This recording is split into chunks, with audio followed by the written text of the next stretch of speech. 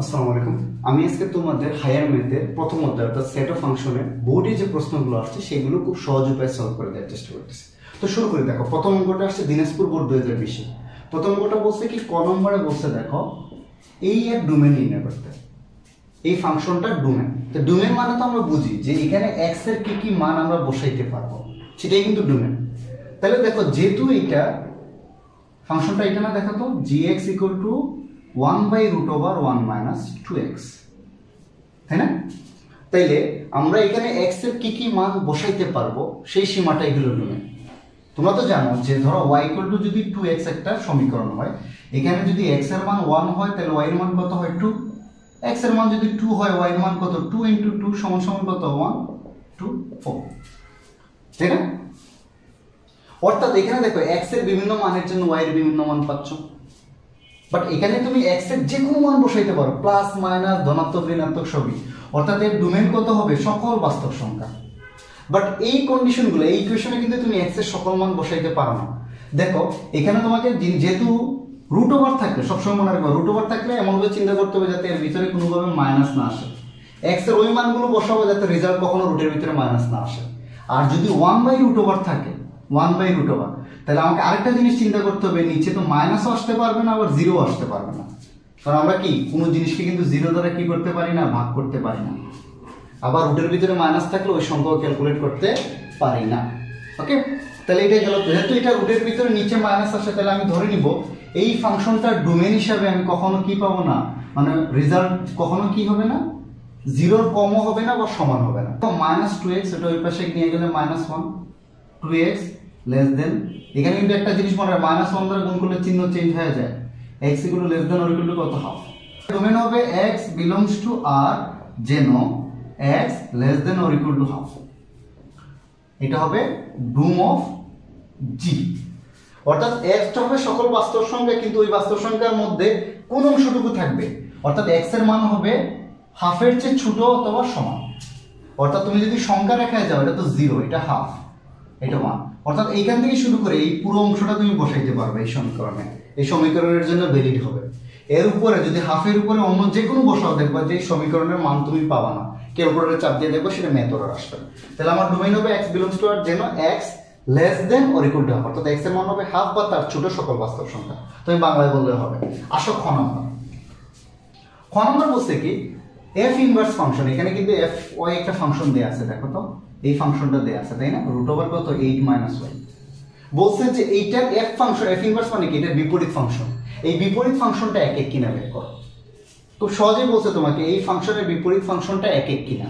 তাহলে যেহেতু যে ফাংশনটা এক এক করতে বলবে, আমাকে বের করতে বলবে, তাই না? আগে আমি ওই ফাংশনটা বের করি, বিপরীত ফাংশনটা বের করি এটা। তাহলে বিপরীত ফাংশন বের করার জন্য আমি ধরে নিই, যেহেতু এটা y এর ইকুয়েশন দেয়া আছে, আমি ধরে নিচ্ছি x সমান কত 8 - y। তাহলে আমি উভয় সাইডে বর্গ করে দিচ্ছি, দেখো ইকুয়েশন বর্গ করে দিলাম।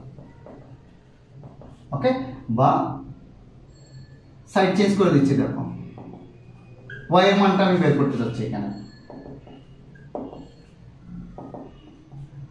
-1 দ্বারা গুণ করে দিলে এটা কত আসবে 8 - x², এটা হলো y এর মান। তাহলে আমি এখানে কি ধরছি বলো তো, x = এটা ধরছি না, আবার f of y সমান এটা জানি না, তাহলে f of y সমান কি আমরা x নিতে পারি না? এটা তো আমরা ধরছি, তাই তো? তাহলে x সমান যদি এটা হয় তাহলে এটা সমান এটা f of y, তাহলে এইটা, তাহলে y সমান কত হবে f ইনভার্স x। অর্থাৎ এইটা এই ফাংশনটা ওই পাশে গেলে তার বিপরীত ফাংশন হয়ে যায়, কারণ ভাগ হয়ে যাচ্ছে। এটা এটা আমরা এটা করি না, ধরো তো 2 = যদি 4 হয় 4x, ওটা ওই পাশে গেলে কি হয়ে যায় বলো তো, বা এটা 2x = 4 হইলে x = কত 4/2, এটা কিন্তু ইনভার্স বিপরীত বা 2 ইনভার্স বলতে পারো। অর্থাৎ এটা ওই পাশে গিয়ে বিপরীত ফাংশন হয়ে গেছে। তাহলে y = কত লিখতে পারি আমরা বলো তো, f ইনভার্স x,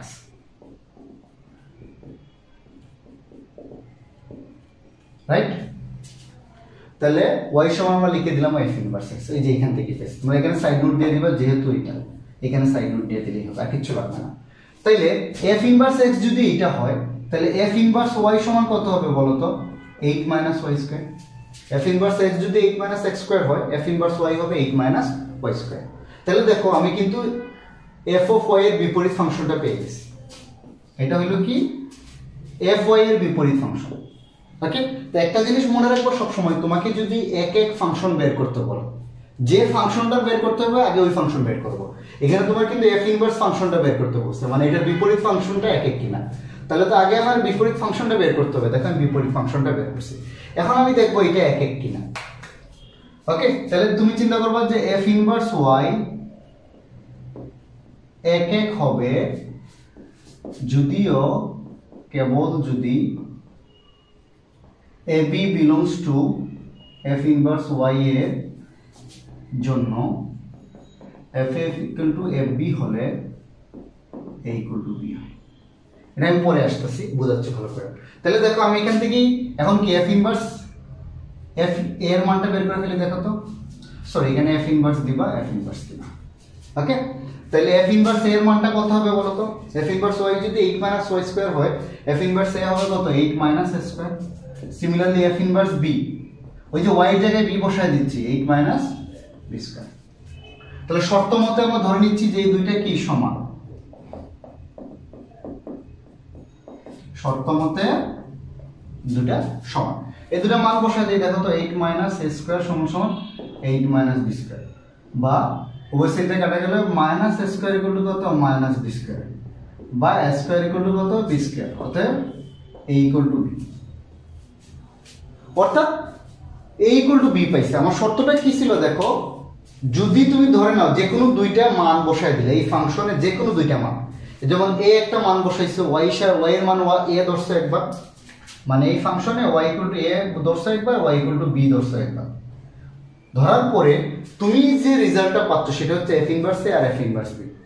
তো এই দুইটা যদি সমান হয় তাহলে কিন্তু এ ইকুয়াল টু বি হয়, অর্থাৎ একই জিনিসের জন্য তুমি একই মান পাচ্ছ।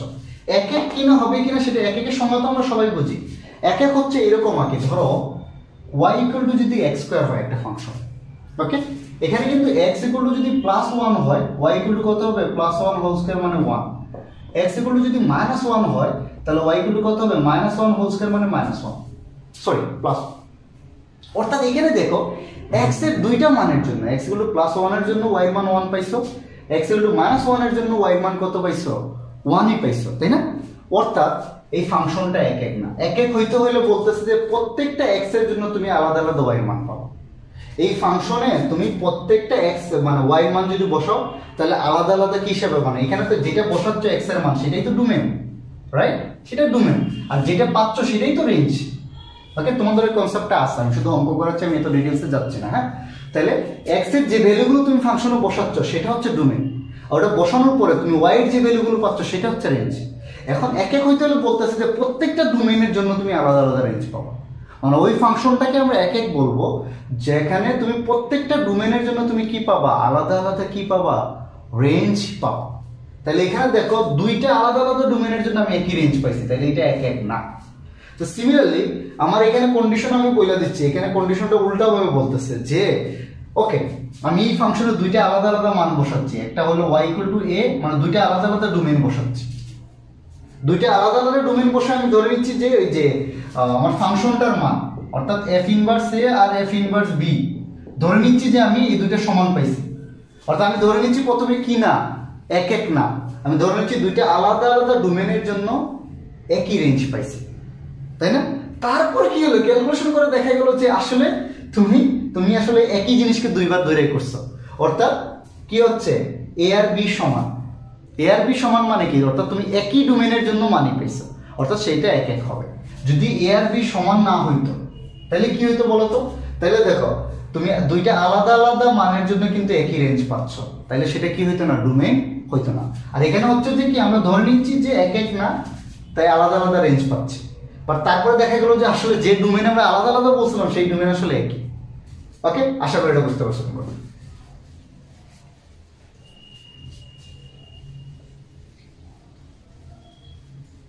এখন আসলে 3 নম্বরটা বলছে কি, এস অন্যটি ফাংশন কিনা এস অন্যের লেখচিত্র অঙ্কনের মাধ্যমে নির্ণয় করা। একটা জিনিস ফাংশন কিনা সেটা তুমি এস অন্যের লেখচিত্র।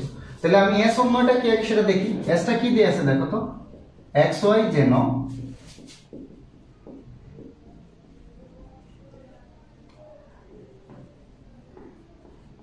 তাই তো, এটা দেয়া আছে।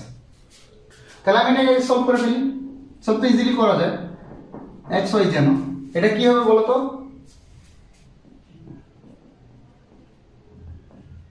এটা রাইট।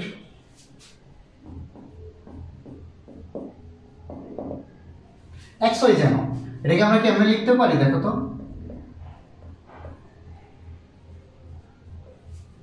তাহলে এটা কিন্তু একটা বৃত্তের সমীকরণ। তোমরা যারা ম্যাথ তোমরা তো অলরেডি করে ফেলছো ম্যাথ, যারা এবার তো অলরেডি 10 শুরু হয়ে গেছে, এটা একটা বৃত্তের সমীকরণ x square plus y square. তোমরা সবসময় মনে রাখবা যে বৃত্তের ইকুয়েশনগুলো শিখে নিবা, জিওমেট্রিতে আছে x square plus y square equal to r square. এটা একটা বৃত্তের সমীকরণ। কোন বৃত্তের সমীকরণ? এইটা, যার কেন্দ্র মূল বিন্দুতে হবে। ওই বৃত্তের সমীকরণ যার কেন্দ্র হবে মূল বিন্দু, অর্থাৎ এটা x অক্ষ, এটা y অক্ষ, যার কেন্দ্র হবে মূল বিন্দু এবং যার ব্যাসার্ধ হবে r, তাই না? তো আমার এখানে কি x square plus y square সমান r স্কয়ার, r মানে এখানে কিন্তু 6, অর্থাৎ আমার বৃত্তের ব্যাসার্ধ হবে 6 আর ব্যাস কত হবে? আরো 6 দিয়ে যোগ করে 12। একটু বুঝছো? তাহলে এখান থেকে আমি কি পাই যে এটা একটা বৃত্তের সমীকরণ, সার্কেলের সমীকরণ, রাইট? যা কেন্দ্র হবে 0 0, মূল বিন্দুতেই হবে কেন্দ্র এবং ব্যাসার্ধ হবে কত? 6। তাহলে ওই ইকুয়েশনটা তোমরা এখন বের করতে ইজিলি বের করতে পারবো না, দেখো খুব সহজ, তাই না? আমার কেন্দ্র পেয়ে গেছি, এইখান থেকে তুমি 6 গড় যে কোনো দিকে 6 গড় নিয়ে কম্পাস দিয়ে একটা বৃত্ত এঁকে নিবে, শেষ। এটা তোমার বৃত্তের ইকুয়েশন হয়ে গেল। ওকে, যে কোনো দিকে 6, বিন্দু তো 6 পাবে, তাই না? 6 একটু গেল।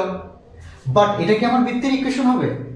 একটা হলো আমি কিন্তু বারবার বলতেছি, খেয়াল রাখবে এটা বৃত্তের ইকুয়েশন। বাট এখানে কিন্তু একটা লেন্সে লাগাই দিছে, দেখো তো কি বলছে, y এর মান কি হবে না, সর্বোচ্চ 0 হইতে পারে, greater than or equal to 0। অর্থাৎ y এর মান কোনটা বলো তো, এটা না? এই y অক্ষ বরাবর, মানে এই অ্যাক্সিস বরাবর যেটা থাকবে সেটাই তো y এর মান, তাই না? এখানে বইলা দিচ্ছে y এর মান সর্বোচ্চ 0, মানে এখানে রাখতে পারবে, নিচের অংশ রাখতে পারবে না। অর্থাৎ তুমি এই নিচে সার্কেলটা মুছে দিবা। বুঝছো না? বুঝো নাই? এখানে বইলা দিচ্ছে y এর মান 0 এর চেয়ে বড় বা সমান। আমি y এর নিচের মানগুলো, নিচে যদি বৃত্ত আঁকো, এখানে y এর মান কি সবসময় নেগেটিভ, দেখো তো নিচে না, y এর মান নেগেটিভ, তাই আমি নিচে অংশটুকু মুছে দিব। এইটাই হবে তোমার নির্ধারিত বৃত্তের সমীকরণ। ওকে, তুমি বলবা যে এটা একটা বৃত্তের সমীকরণ যার কেন্দ্র হবে 0 0 এবং ব্যাসার্ধ হবে 6। ওকে, যেহেতু y এর মান কি 0 এর চেয়ে বড় বা সমান, তাই এটা কি হবে না, ফুল বৃত্ত হবে না, এটা হবে অর্ধবৃত্ত এবং সেটা কি ধনাত্মক y অক্ষ বরাবর থাকবে, শেষ। একটু বললেই হবে। তাহলে এটা গেল। এখন তোমাকে আরেকটা জিনিস বলছে, আমি লেখাচ্ছি তো এটাই শেষ, খেল খতম।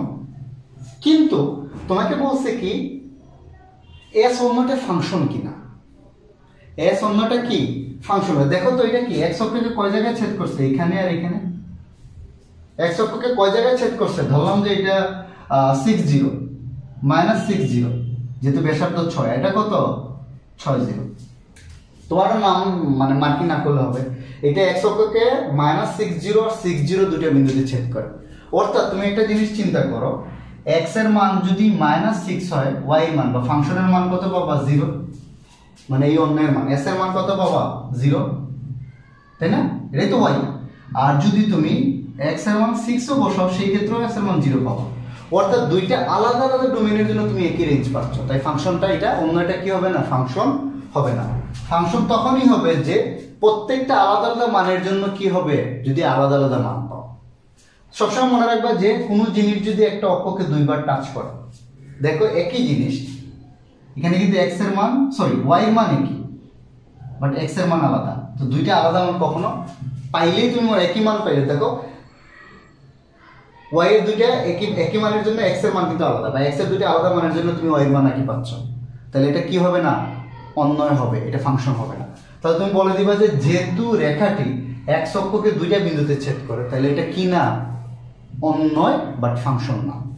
সিমিলারলি যদি এইরকম হয়, ধরো এরকম, তখন বলবা যে এটা y অক্ষকে দুইটা জায়গায় ছেদ করে, তার মানে এটা কি না, অন্যয়, বাট ফাংশন না। এটা মনে রাখো, তুমি এত কিছু না বুঝলেও চলবে, মনে রাখো যে এটা x অক্ষকে দুইটা বিন্দুতে ছেদ করছে, তাই এটা কি না, ফাংশন। দেখো এই প্রশ্নটা কুমিল্লা বোর্ড 2020 আসছে। প্রথম প্রশ্নটা কি বলছে, fx = x হলে সমীকরণটা নিশ্চয় নির্ণয় করো। তো fx এর মানটা কিন্তু দেয়া আছে, fx = এটা তোমার উদ্দীপকে দেয়া আছে 3x - 5/4x - 3। তাহলে এই fx এর মান বলছে x হইলে নিশ্চয়, তার আগে সমীকরণটা গঠন করে ফেলি। তাহলে কি আসে 3x - 5/4x - 3, রাইট? আমি ক্রস গুণন করে দিচ্ছি, দেখো 4x² - 3x = 3x - 5, ক্রস গুণন করে দিচ্ছি, আর কিছু না, তাই না? এটা জানো তোমরা।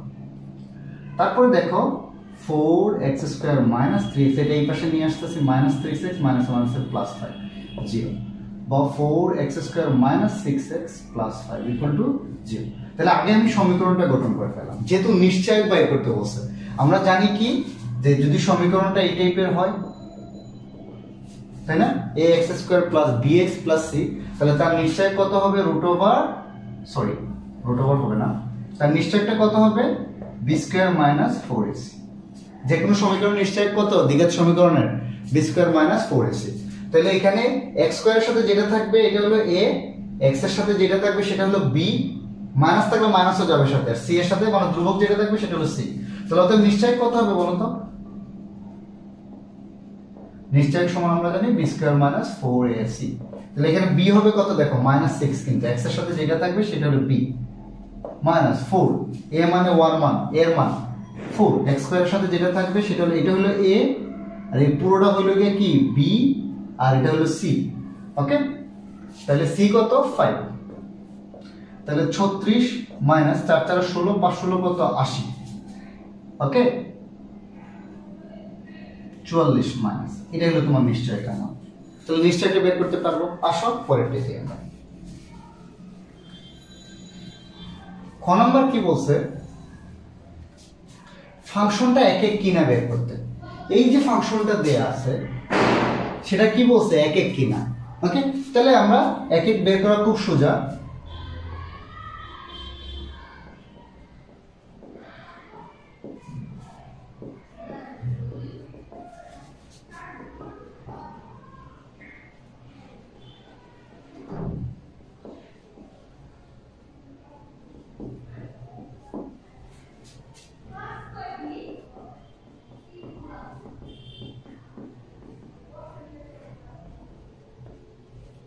ওকে, ফাংশনটা হলো এক এক হবে, যদিও কেবল যদি যে কোনো দুটো মান ধরে নেয়, f বিলংস টু ডোমেইন এর জন্য যদি তার রেঞ্জ সমান হয়, আসলে তাহলে তখন তোমার কি হবে, ডোমেইনের সমান হবে। অর্থাৎ একই মানের জন্য একই মান পাবা, প্রত্যেকটা ডোমেইনের জন্য আলাদা আলাদা রেঞ্জ পাবা। তাহলে এখানে fx তো এটা দিয়ে গেছে, তাহলে f এর মান কত হবে বলো তো? আচ্ছা আমরা লিখে দিই শর্ত মতে fa = fb। তাহলে fx যদি এটা হয় তাহলে fa কত হবে 3a - 5/4a - 3, 3a - 5 কত 4a - 3, বা 3a 3b - 5 কত 4b - 3। ওকে, তুমি ক্রস গুণন করে দাও, এই দুটাকে তুমি এখন কি করে দাও, ক্রস গুণন করে দাও, এই যে এটাকে এটার সাথে গুণ করো, তাহলে কত আসে দেখো তো, 3 4 12 ab - 9। ওকে, তারপরে আসে -20b + 15, ডান পাশে আসে 3 4 12 ab - 9b -28। ওকে, আর মাইনাস আছে +15। তাহলে দেখো উভয় সাইডেই তোমরা চাইলেই কিন্তু দেখো 12 ab, এইটা এইটা এই +15 এই +15 বাদ। ওকে, এক সাইডে নিয়ে আসলে এই দুটো কি হয়ে যাবে, যেহেতু একই চিহ্ন বিশিষ্ট উভয় সাইড দিয়ে বাদ চলে যাবে। এখানে -9 এ -20b, তাই না? এই b একসাথে নিয়ে আসো আর a একসাথে নিয়ে আসো, তাহলে হয়ে যাবে। দেখো এটাকে আমি এই পাশে নিয়ে আসতেছি -9 এ, আর এটা নিয়ে আসলে +20 এ, আর -9p তো এই পাশে গেলে +20b, তো অতএব কত হবে 20 এর থেকে 9 এ গেলে 11 a = 11b, অতএব এই, অর্থাৎ ফাংশনটা কি, অতএব ফাংশনটা এক।